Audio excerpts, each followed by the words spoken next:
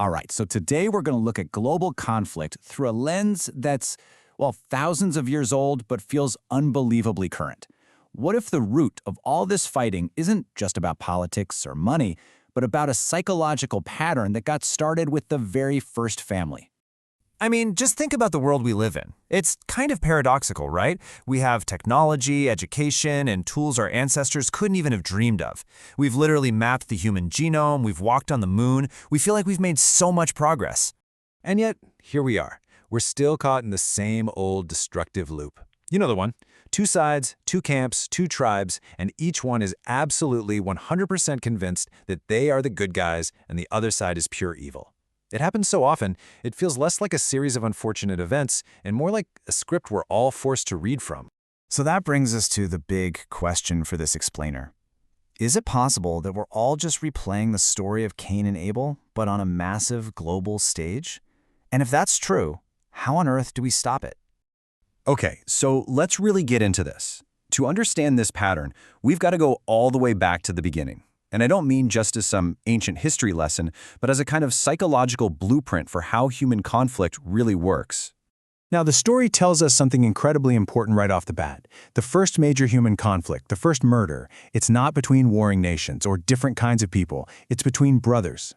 And what that tells us is that the most dangerous enemy you can have isn't some stranger, it's the person who is close enough to you to be your mirror, to compete with you for the same things. And this gets us to what we can call the Cain dynamic.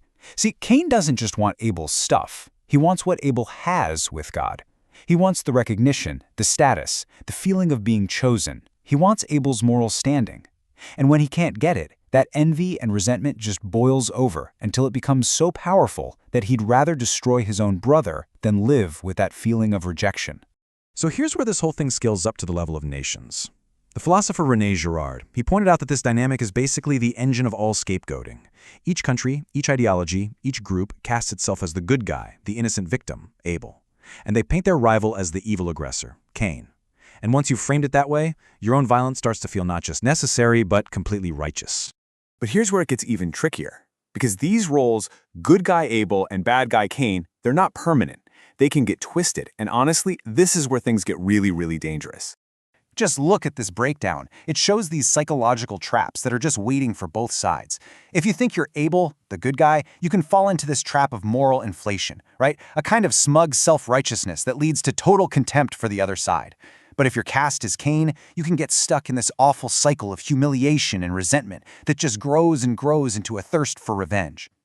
You know, Dostoevsky absolutely nailed this. Being good can become a kind of drug.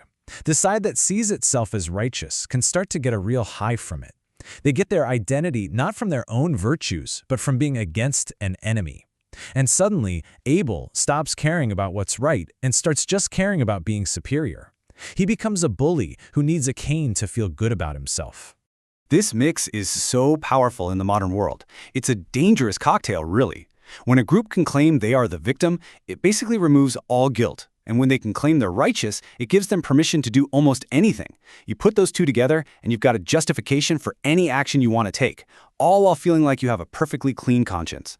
So, the big question is, how does this private, psychological drama get blown up into a full-blown global crisis? Well, the answer seems to be in our modern systems. They've basically created a kind of automatic escalation machine. You can pretty much see it happen in 4 steps. It usually kicks off with some event that causes this feeling of national humiliation. Then, that very real pain gets weaponized by propaganda, which turns a shared grievance into a shared enemy. That moral certainty then hardens into a very rigid ideology, where they are the entire problem. And before you know it, violence becomes the normal, even the expected response. And this, right here, this gets to the heart of the problem today. Our media, our political systems, so often they actually profit from polarization. I mean, outrage gets clicks, division gets votes. The very systems we live in are often designed to reward the manufacturing of these rival camps, not to help us understand each other. So if that's the machine we're stuck in, how in the world do we break that spell? The thinkers we're drawing on here suggest that it takes a pretty radical shift in what we even think the goal of a conflict is supposed to be. So let's compare 2 different endgames here. We tend to think the goal is victory, right? Domination. And that almost always means humiliating the other side. But that kind of victory, it's usually just a pause button. You're planting the seeds for the next war. The alternative goal is restoration, a peace that's actually built on dignity, on healing, and on getting the relationship right. And as Desmond Tutu brilliantly explained, this is not about being passive or naive. It's actually the most pragmatic thing you can do. It's about looking for a future where the cycle is actually broken, because you haven't just crushed your enemy into a state of simmering hatred that is guaranteed to boil over again someday. And look, this isn't just some vague, nice idea. There are real, concrete things we can do. It means refusing to use language that turns other people into objects. It means creating justice systems that hold people accountable, sure, but without stripping them of their humanity.